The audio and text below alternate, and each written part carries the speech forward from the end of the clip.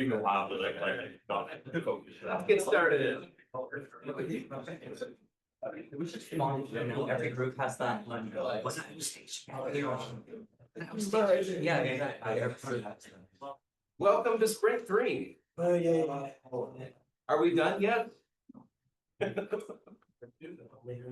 We're halfway through it, which is a better place to be than not halfway through it.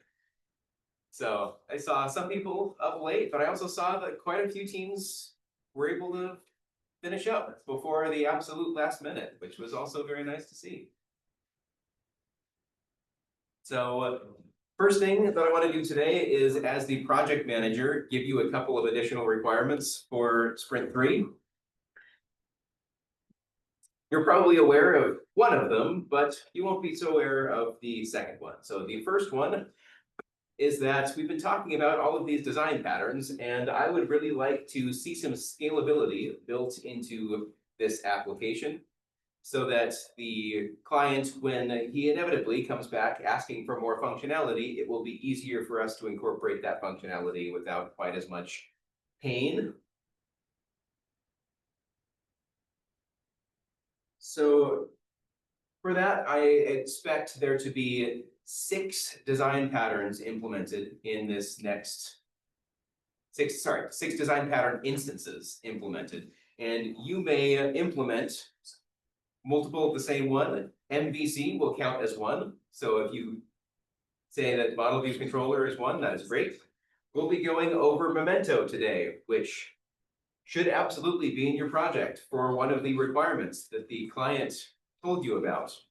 So if you are implementing undo redo and you are not using the Memento pattern, it won't be good enough. You need to use the Memento pattern. So that is 2. 4 additional design pattern instances will need to go there, and I will say that singleton can only count for 1. So you cannot have 4 instances of singleton and count that as your 4 remaining patterns. But the way you're going to do this is there's going to be a patterns.txt that is in your GitHub repository, and that will tell me which design pattern you have implemented, which classes it covers, and which lines over those it covers, as well as a justification for why that pattern is going to save you some, why use that pattern. So there needs to be some kind of justification for the use of that pattern. The credit that you get for this new graded section of Sprint 3 for design patterns is going to be not only based on your implementation of those design patterns, but your identification of some good patterns. You can probably make a case for most of these patterns, but they need to be in the right place with the right justification in order to get full credit for them. So make sure that you are thinking about future design and scalability. It's not just plug and play, but think about why is it there? And the justifications typed into this .txt Yeah. file. It doesn't have to be a particularly long justification. I just need to get a sense of why did you apply this pattern to this place? What is it going to help you with? The second one is I've been doing lots of reading as the project manager lately. I tend to do that a lot, and I've heard that a lot of successful companies out there are employing this practice called test-driven development, and I want to try this out. And as we finish these design patterns, it'll be the very next thing that we talk about. Summarizing this in one sentence, it is writing tests before you write code. So before you dive into any of the Sprint 3 code as part of the design that we're going to be doing on our Wednesday lab, I will be looking at how can we think about and design test suites for functionality for this sprint before we actually start writing code. That way the tests are written, and by the time we finish writing the code, we can just throw them at the existing tests and make sure that the functionality is there. What I have read is that this may help us in a reasonable capacity from integration concerns, where people don't have the same idea of what they're doing. And if there is a nice suite of tests that are written beforehand, then if you implement something in a way that a test has been written to catch, then we will see that the functionality isn't actually there in some way, and we will before it's a big problem, be able to address that. Yeah, So just so I can understand this right, like let's say you wanted to like implement like dragging functionality. Is the idea that you would build a test for it without having without actually having like the draggable part, and then you would construct the draggable part to satisfy the test? Is that the case? kind of. So you're gonna design the tests together. You don't necessarily write the thing to match the test, but you write the thing, and then the test will tell you that it's been constructed to the best of our understanding or ability to the associated standards that we have when we write the tests. So they're made side by side then, potentially? The test should be written first, but you're not making the component to pass the test. Mhm. You're making the component based on the design, still just as before, where the test is there as a backup or a way of saying, is there anything that we're not thinking about? And that way, it doesn't matter if I implement the component or you implement the component, if we've agreed on a suite of tests that test that functionality to the best of our ability, then I can trust that what you've done, without necessarily going through the same level of detail in it, I can trust your work because it passes the tests at the end. And always there's room for more tests, or the tests can't hit everything. But the fact that those tests were there and were written and designed and thought about before we started implementing the code, the idea is that the eventual code would be better and require less debugging, refactoring at that point. That said, this is sometimes done in practice and sometimes not. There are some arguments for and against. I just want to give people a sprint worth of experience adhering to test-driven development. This may be asked and answered several times, but curiously, for our sprint 2, what we turned in Sunday, our boxes, like our class boxes, Yes. I know I got feedback from the client that he wants those boxes to move, or not move, but when he saves it and loads it, the boxes should be in that certain position as Yes. before. Is that from sprint 3 or sprint 2? Three. Okay, That's a sprint 3 require. okay, so we did that on sprint 2. And It'll be okay? that is okay. Mention that you accomplished that before sprint 3, and that way any tests that you write, if you didn't adhere to test-driven development for exactly that component, since it's already implemented, that's okay. Anything that you are going to implement for sprint 3 should adhere to test-driven development. So if you've already done this, you just have to document it, you're not gonna make us do it again. Yes. Of what we've already done. Correct. Yes, if something is already done for sprint 3, don't worry about it. It's the stuff that you're starting right now that write some tests before you write the code. If you're deep into it and haven't fully completed something for the sort, take a pause, write the tests, and then go back to it. And I know the client, he just made this comment, he was wondering, okay, so I switched from GUI to the command line. Does your program have the capability to switch back to the GUI? Is there a command I could type to switch back to the GUI? And we said, no. Are we supposed to? And he said, no, but I was just wondering if you have that functionality. Yes. Yeah, so it's just a matter of, if it's there, I'd like to see it, that would be cool. If not, don't worry about it, it's outside the scope of exactly what I'm asking for, is how I interpret those exact words. So if we had it, it'd be like extra star points. Maybe, Okay. I would say that if you have functionality, excess functionality, and you don't have base functionality or base requirements, then I'm not gonna hand out and say, there's an issue with your prioritization. If you've implemented some things that he didn't ask for, and then didn't implement some things that he did ask for. So I would say, oh, you only get the stars for the extra functionality if every other functionality is perfect, and you did something else cool on the side.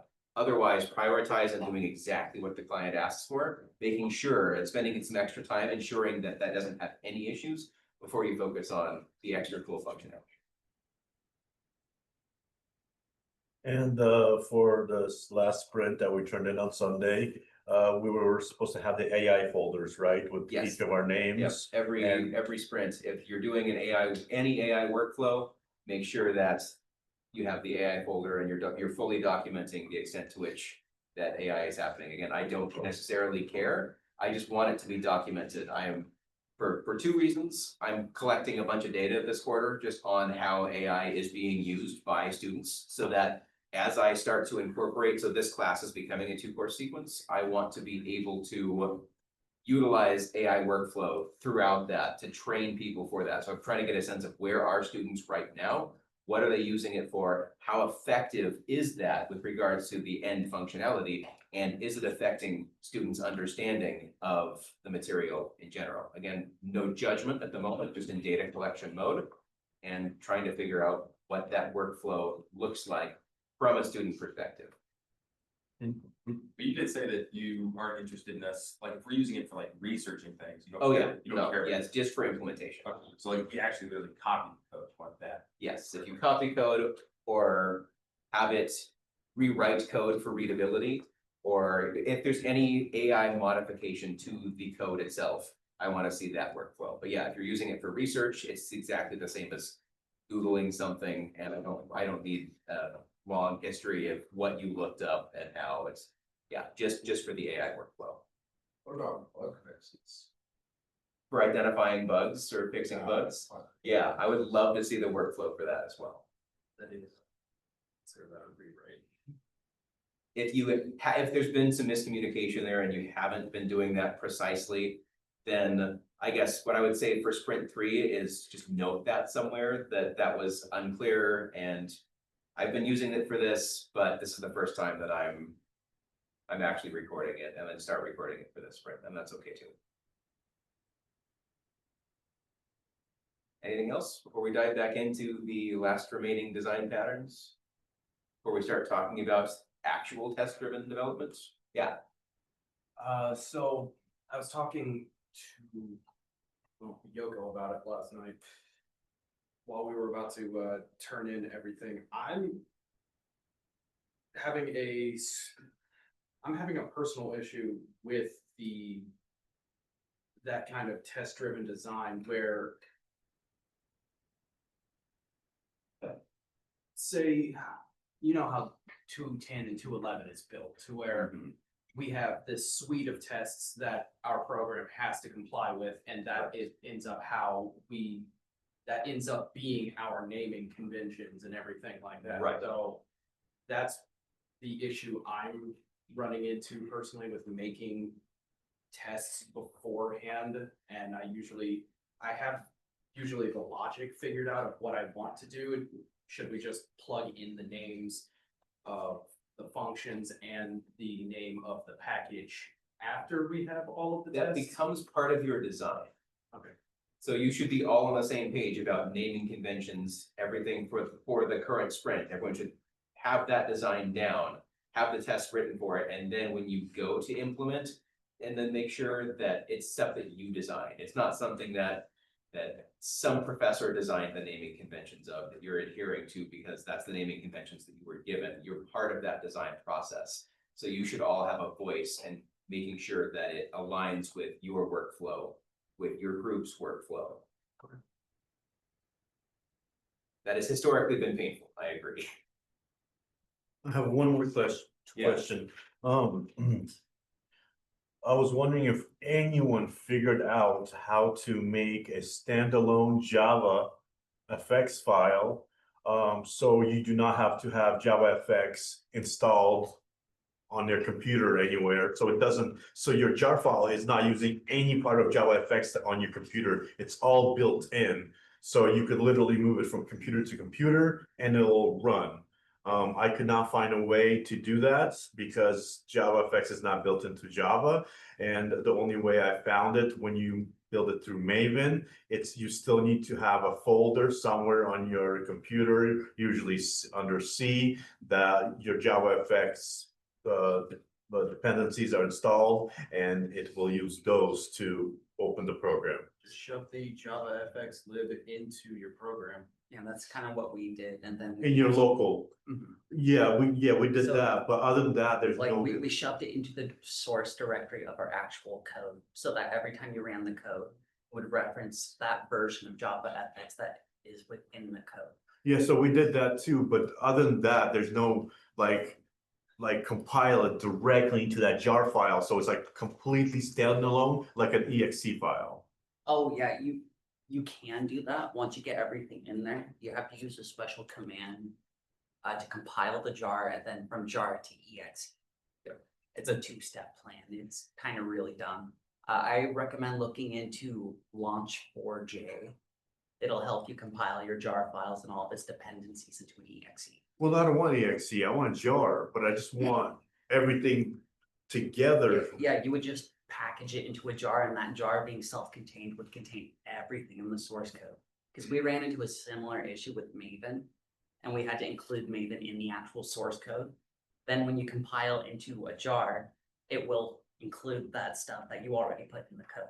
So did you get that to work? Mhm. So you could literally take that jar file, put it on another computer that has nothing installed except JVM, double click and it will work. Mhm. Wow. Because Java GPT doesn't know everything. Yeah, it I'm does. old school. I'm old school. So these are the kinds of issues that show up very frequently toward the end of development, that it's not in the requirements anywhere, but yeah, in order to get things to work to those requirements, the client would like to be able to just download, go. There's a lot of extra work embedded in that, a lot of extra research embedded in that. Oh man, it took me forever to figure that out, and I just want to help you not go through that same thing, because I had to look at old shit from like the 90s and early 2000s to figure it out, then reading That Java. was a bit of a dying language for reasons. I saw this meme. Has anyone seen Brendan Fraser's The Mummy? Basically, the guy starts speaking in Java, and he's like, "You speak the language of the slaves. You may be useful to me." You would have to see the movie to get the reference. All right, so. Did we go through iterator, or did we stop at iterator? Well, I think we moved through it. We got through it.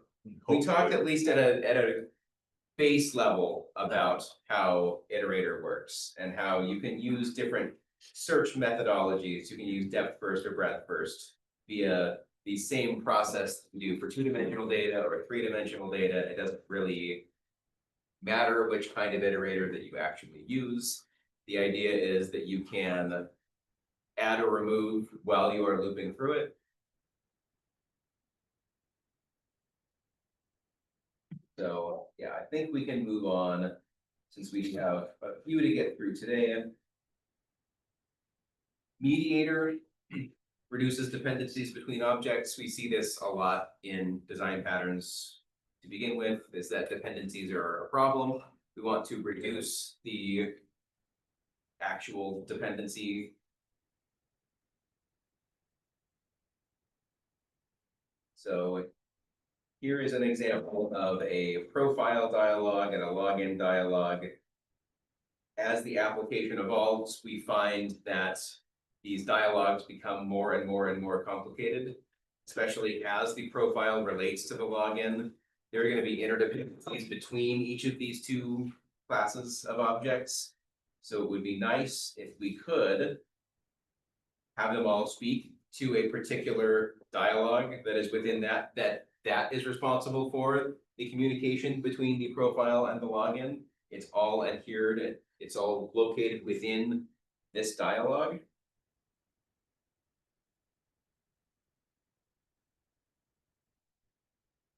What else do I want to do? So yes, kind of this similar idea between an air traffic controller controlling different kinds of aircraft. There's a central repository for communication between those objects, even though the way that each of these objects flies is very different. But the idea being that they each need a certain amount of space, they each need. It's the same procedure to land each one of these, even though from the pilot's perspective, they're doing something that is very different to land their associated aircraft. But from the air traffic controller's perspective of communicating between them, it's all the same logic. So factor that out so that we don't have a helicopter air traffic controller and small personal plane air traffic controller and a jet air traffic controller. You just have a single air traffic controller that gives instructions and generic instructions. When I say land your craft, I can assume that the pilot knows how to land their own craft. and doesn't need to be told how to land their own craft from the air traffic controller's perspective. So you factored that out of each class's responsibility. So the airplanes don't talk to each other?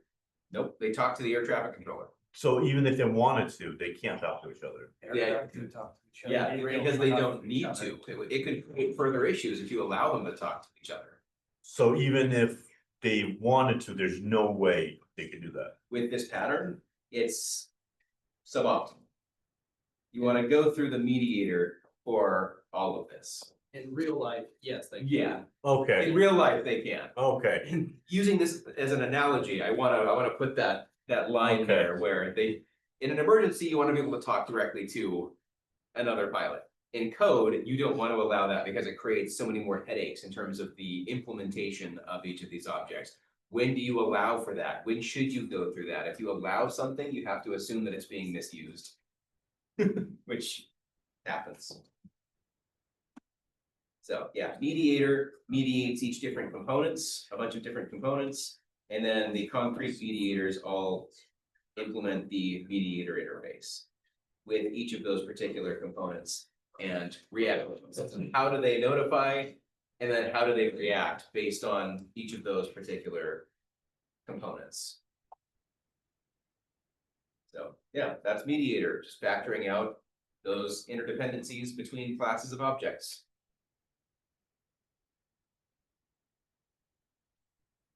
Questions on mediator before we dive into the one that I'll probably spend a little bit more time on, because I know we all need to implement this for this sprint. memento. Memento. Back. Well, it's more of a. So Memento is about the associated generation of the information that you need to be able to create something like an undo and a redo. Because you can violate encapsulation very, very easily when you do this. If it's something like, let's say that I want to take a snapshot of each of our groups' health the night that a sprint is due. How should I be acquiring that snapshot of how that is done? Should it be in the information that you all generate and post in Discord? Or should I have cameras in each one of your rooms getting a sense of how are you doing? One of those is a violation of encapsulation, and one of them is using published data from the object itself. One of them is right and one of them is very wrong. A lot of undo functions have a limit on how far back you can go. Are we expected to accommodate history or to be? Unlimited history. Well, we'll say that I'm not going to give you so much of an undo that it crashes your call stack. Yeah, I won't test more than 20. But I'm not going to place a limit on that. So yeah, the basic idea is we want to maintain encapsulation, which means that in order for an outside entity to be able to understand where or when to the history to go to, that's going to violate encapsulation if it comes from the outside. If it comes from the actual classes themselves that are storing their internal state, the values of their private fields, then if they are publishing that state so that you can undo and redo from there, then you have encapsulation. So I just want to go to this because this shows everything. We have the originator object that's made up of the associated ender and is capable of producing the snapshots. The memento is just the command basically of I want to capture the state of the object. And then the object itself is responsible for coming up with that associated snapshot. Then the memento can keep track of the history of those snapshots, but the memento itself should not have access to the ability to create those snapshots. The snapshot needs to come from the object itself so that we don't violate encapsulation.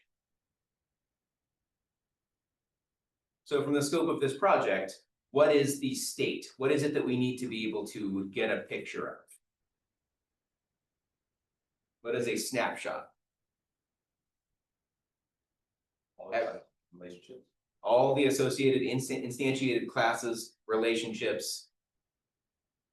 What else? The snapshot after the same. The locations of each of those class box and relation objects, because the associated relationship arrow is going to be drawn in such a way that it's from a particular position to another position. So all of those locations are going to be, there's going to be some object that represents a snapshot of this. If something outside of that, like the memento object itself, is acquiring that information, how is it going to be able to do that? It needs public access to things like location data. And if you make that location data public, then anything from the outside can manipulate it. That opens up all sorts of security vulnerabilities. It opens up all sorts of data leaks, just stuff that we don't want. All of the fields of these objects should be private, which means that they, when asked by the memento for where are you located, can respond with that. And then the memento gathers all of that data in a way that gives the snapshot. Do we see how, when we do that, we can't modify the locations of the objects? They're all getters, and there's no setting capability with regards to that. So even with that snapshot, it's not modifiable. I can modify the snapshot, but I can't modify the actual data itself. As a part of that, I can say this data is located somewhere else, but I can't actually move that data to that place. Yeah, it's shallow copying the state and shoving that into an associated object that it can then store as part of the history.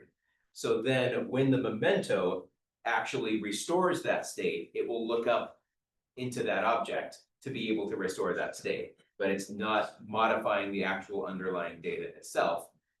And that allows for the memento to be the one who publishes that. Does that make sense to everyone? That's a really important distinction. That will be the difference between whether you implement memento correctly or not, is to absolutely maintain encapsulation.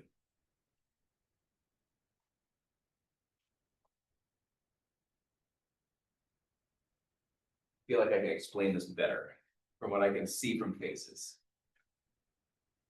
Let's see what I can do.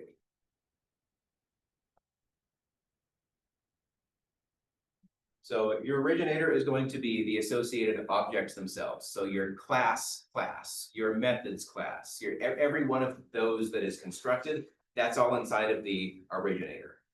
The memento is going to say the user made some kind of change. Let's say that the user wanted to add a class, and when they add a class, they add it at a particular location in the window.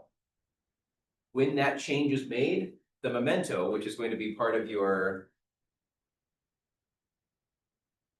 controller, it's going to recognize a change of some kind. When it sees that change, then it is going to say, all right, we need to store a new state. So now I'm going to query that new class for its location.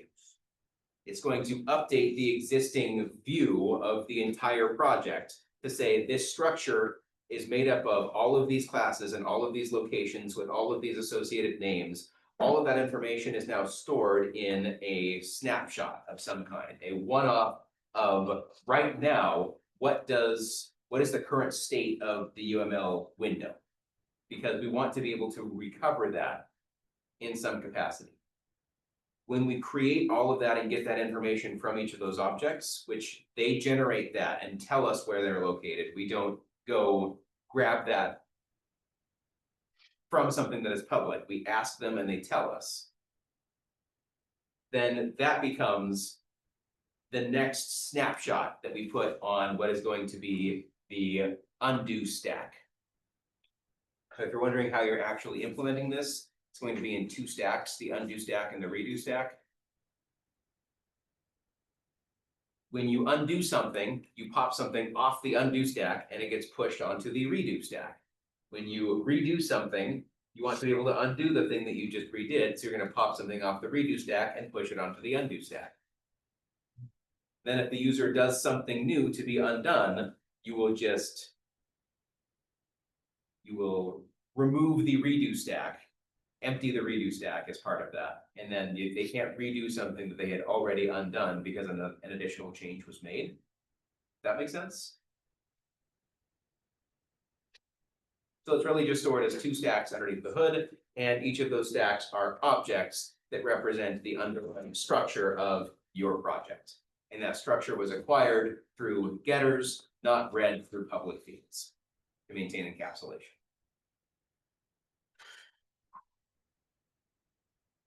How do we feel about that? Does that make sense? Maybe we can get a show of thumbs, because this one's especially important. Feel like you could implement Memento today, understand some of the ideas, but really need a chance to go work with it. I still don't really know what Memento is, please help, which again, totally okay. So I feel like if we're here-ish, we're good. If we don't really understand, it's like, it seems like some additional work can be done here.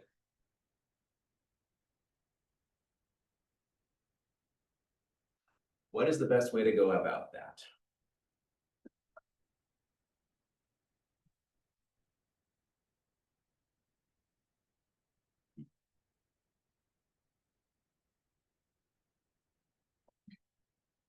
Not too much here additional I can say, I feel like, without repeating myself. I try not to repeat myself because when people are confused, it's not usually because they didn't hear me, it's because something I said didn't make sense.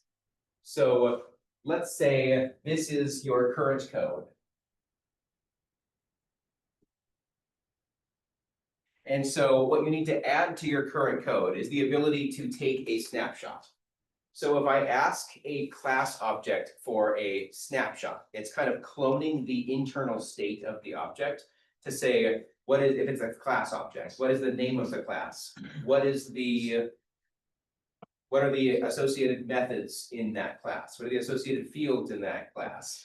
So everything that is a field of that class, we need to store in some capacity to say that is the current state of this object. Additionally, you have the location of that object in the pane.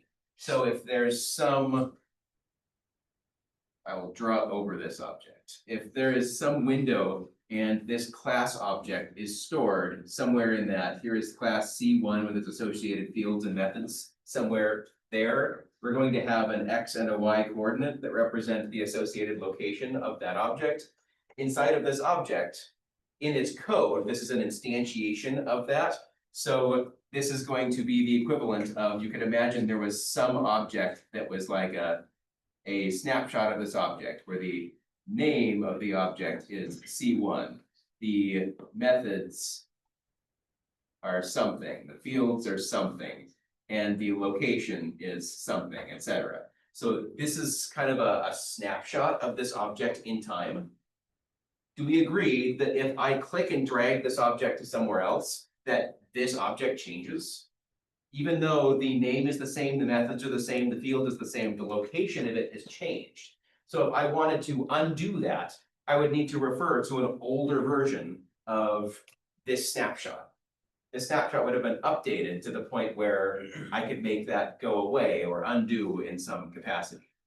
So the snapshot is what this is. We need some way for a class to be able to generate its own snapshot. And this is important because the name and the methods and the fields of this object should not be publicly accessible. If the memento itself can go in and modify the class, that violates the class's encapsulation. We don't want to allow access to that. So we need the object itself to be able to produce this snapshot. So within the class object, the class file, you should now have some kind of make snapshot or take snapshot method that goes through its associated fields and creates this object and returns it to an object that requested it. So a memento object is going to request these from the associated class objects themselves or other objects themselves as an ability to take that snapshot. And the memento is going to be the entirety of all of these snapshots from all of the objects in a particular time chunk, particular point in your UML diagram's time. Yeah. So it could be used as a undo, redo. Yeah. Functionality. That is exactly what we were doing it for. Yeah. Okay, Yeah, so when the user clicks undo, the memento just has to go through its undo stack. So the memento has two stacks. There's going to be an undo stack and a redo stack. When the memento, so the user does something, the user added this class at this location. When we do this, the controller catches that a change was made. We should go through everything, have them make an associated snapshot and or determine what the changes were from the last snapshot. And now gather all of these together in some kind of data structure that represents all of these snapshots. These snapshots go into this, which gets returned to the memento, which then puts that as an element of the undo stack. So this is this object where this is one of these elements of this object for every element that is on the window when a change is made, when the user does something. When the user clicks this class and drags it over here, that's going to make this change to this object, which makes a change to one of these objects, which makes a new one of these. So now if the user wanted to, this is what's the current state of the UML. If the user wanted to undo and go back to here, we just pop this off this stack, push this onto that stack, and this is now the active stack, which is going to have undone, since we stored in this object the old location of this object, we can now completely restore from history the old state of every object, which from the Windows perspective just undoes the last thing that was done. If I wanted to click redo now at this point, then the location of the new object would be part of what's now on the redo stack. So you're allowed to just pop that off, push it back on the undo stack, and that would pop the C1 back where it would have been dragged to before.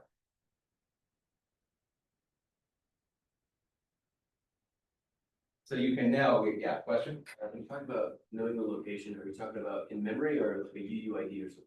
The actual XY coordinates on the pane itself. Yeah, cool. Yeah, so if it's the object's location in memory, that doesn't matter as much. Because they should still be in the same location. It's the same instantiated object, even if it's moved locations. The location of the object in memory should not have changed. Because we're not copying the object itself, we're just copying this history. So copying these snapshots, we're making no change to the code or the instantiations of any of this code. It's just, I guess we're making a change to the instantiation when we change the location. When we update the location, we'll make a change. We'll push that change to the snapshots of objects, which then go on the undo stack. That's kind of that's your workflow. User makes a change, controller identifies that a change was made.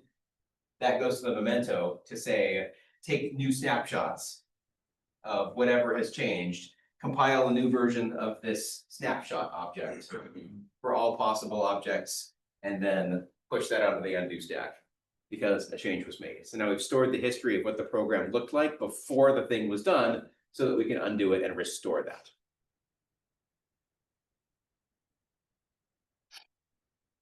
How are we doing? Questions on that? nope, I understand everything. Sweet. Does that help those who are kind of in a middle point to at least feel like here's the workflow, here's what you'd want to do? Excuse me. I'm much happier with that too. Always draw it out. So yeah, this snapshot always coming from the internal object because we are adhering to encapsulation. The memento object is the one that's able to go through all instantiated objects and ask for snapshots and access the associated history. This history is the undo redo stack. That's that. So I guess I can draw that arrow as well. So this is that. So the memento is just the logic that's going to now be able to get the snapshot from its history and add to, so whatever manipulates these structures.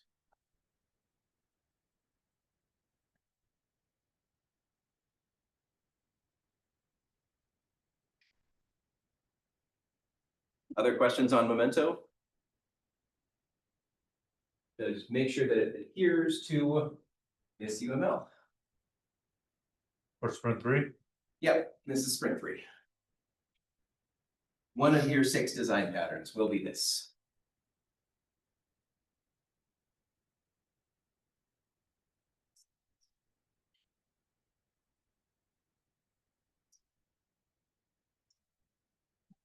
All right. Observer. Observer is another one that was covered in pretty good detail, I think, in 212, for those of you who took 212. For those who didn't, we're gonna go over it in detail. So Observer is the equivalent of just thinking about it in terms of a subscription service, where you only care for updates or to receive updates that actually affect you. If you can imagine how many updates are sent to people across the entire world that have nothing to do with you. So there's an upcoming deadline at NVIDIA with respect to some deliverable that is due by Friday. Do you want that notification? Insider trading. Insider trading, that's a good point. Updates about the political situation in Poland. Do we need that information being sent to our phone on a daily basis? Maybe, if you're curious about it, you'd like the ability to subscribe to it, right? And that way you would opt into that information. But if you are not, if you don't care about it, you want the ability to opt out so that you don't have to hear everything that is going on. So Observer is the system that will allow us to allow objects to subscribe to each other's notifications, because some of those notifications will affect the updates of other objects. So again, one of my favorites. We have someone who is waiting for the newest phone and goes to the store every day to ask the store, do you have this new phone in stock? Do you have this new phone in stock? Do you have this new phone in stock? That's annoying to this person. They would like to receive some kind of notification from the store when the phone is in stock so that they can make the trip once and acquire that. The issue is the store, when it receives the phone in stock, doesn't have any way of knowing that this person is interested in that phone without that connection having been made, without them having subscribed to that service. So they have to send out a notification to absolutely everyone. And only that one person wants that new phone, so everyone else is receiving communication that is unnecessary. This is the equivalent of receiving political updates in Poland, because while important, it has to be a very important update for it to matter to an average American. They don't want every update from a political situation that doesn't affect them on a daily basis. So similarly here, unless we are interested in receiving information about this new phone that's in stock, we should be able to subscribe and get that message only if we're interested. So the solution is to have a publisher and have subscribers that subscribe to that publisher. The publisher has the ability to add and remove subscribers as people become more or less interested in it. It's the equivalent of an email subscription, a newspaper subscription, if you're that old. But you're interested if you're interested. If you're not, then you're not. Just because you were interested at one point doesn't mean you still are. And just because you weren't interested at some point doesn't mean you will never be. It's a live service, the ability to subscribe and unsubscribe from a particular service. So what does that look like in the larger scale of things? The publisher is capable of notifying its subscribers of something that is important only to those who have subscribed to that service.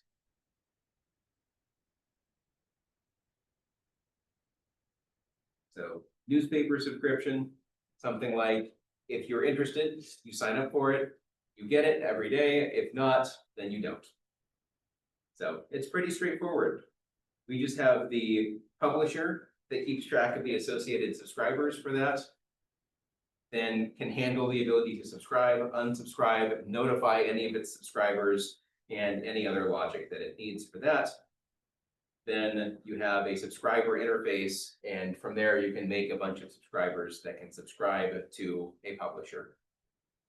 And this is just for data communication. Whenever there is data that's being published by your application, and other components of that application need to know that, then you can set this up very similarly to this and get that set up.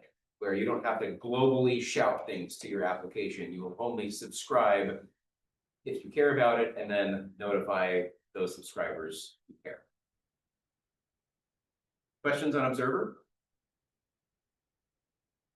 Another of the more straightforward patterns.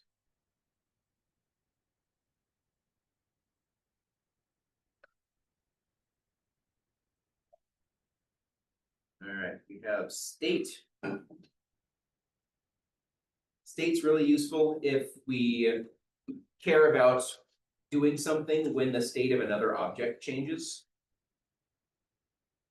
So those of you who have taken compilers from me, all what, one of you? Will recognize the concept of a finite state machine. If not, this may be some point in your future. Yeah, there we go. All three of you, right? 4 of you. 5 of you. The more I look around the room, the more I find people who have taken that. 6 of you.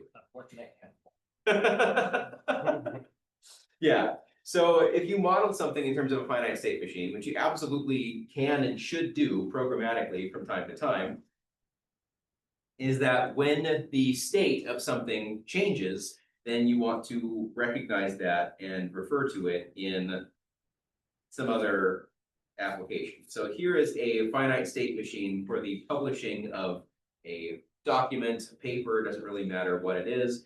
It can be in draft state, in moderation state, or in published state. And the associated transitions between these states happen when a draft is published, when the review of a draft fails, so that state changes.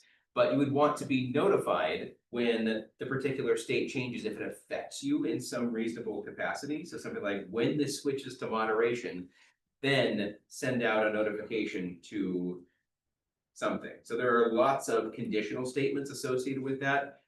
If we're moving from draft to moderation, then send this somewhere. If we're moving from moderation to published, send something else somewhere else. If the draft fails, don't send the thing out. So we end up with very large if switch blocks that are very annoying. So if we do this, then the state object can actually keep track of the associated rendering and publishing logic.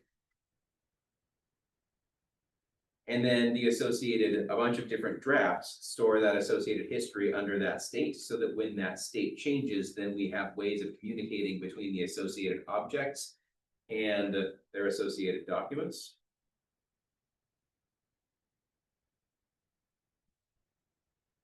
So I like this real world analogy as well. The buttons on a smartphone behave differently depending on the current state of the device.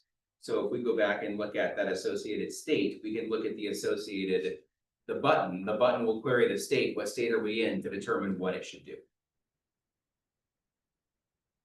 If that makes sense. So when the phone is locked, pressing a button leads to the unlock screen. When the phone is unlocked, pressing buttons leads to execution of functions. When the phone's charge is low, pressing any button shows the charging screen rather than anything else, because we need to charge our phone before it does anything. So state interface, all the different concrete states.